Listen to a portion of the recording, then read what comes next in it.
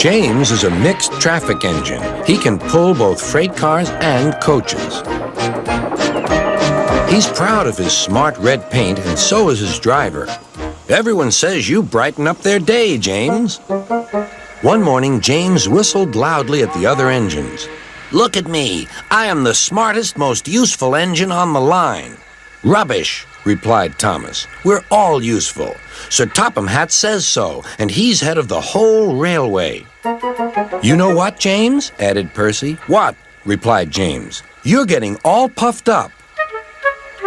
James huffed away. Later, he was still boasting. I'm the pride of the line.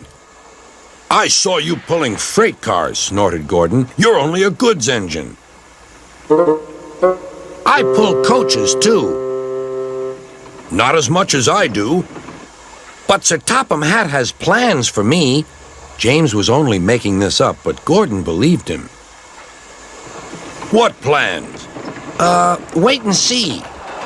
Oh dear, he thought. Now what'll I do? Thomas was shunting shining new coaches. Good morning, James. Are those coaches for me? Asked James hopefully. No, these are for Gordon's Express. I'll fetch your freight cars next. But James was going to play a trick on the other engines. Actually, Thomas, I'm taking the coaches. Sir Topham Hatt asked me to tell you. What about the cars? Asked Thomas. Give them to Gordon. Come on, Thomas, said his driver. Orders are orders. So when James's driver returned, James was coupled to the coaches and he puffed away.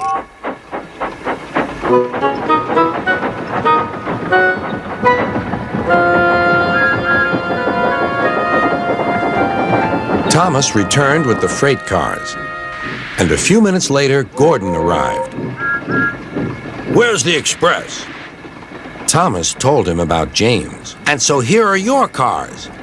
Gordon was very cross, and so was his driver. Wait till Sir Topham Hatt hears about this.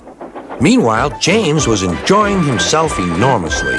What a clever plan! What a clever plan! He chuffed. Then he saw Sir Topham Hatt. Some jokes are funny, but not this one, James. You have caused confusion. Yes, sir, said James. You will now stay in your shed until you are wanted. The other engines teased James. I wonder who'll be pulling the express today, said Gordon. I expect it'll be you, replied Henry. James is stuck in the shed for being silly. James felt sad. Next morning, he went back to work. Hello, whistled Thomas. Good to see you out and about again. I'm sorry I tricked you, said James. Are these my cars? Yes, replied Thomas kindly. They are pleased to have you back.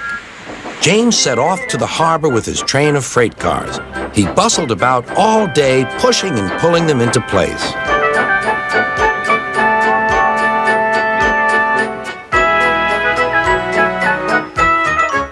Time to go home now, James, said his driver at last. No cars or passengers, just we two. But his driver was wrong. Excuse me, called a man. I have a meeting with Sir Topham Hatt, and I mustn't be late. May I ride back with you? Of course, replied James's driver. Then he whispered to James, This gentleman is a railway inspector. James was most impressed. He steamed along the line as smoothly and quickly as he could.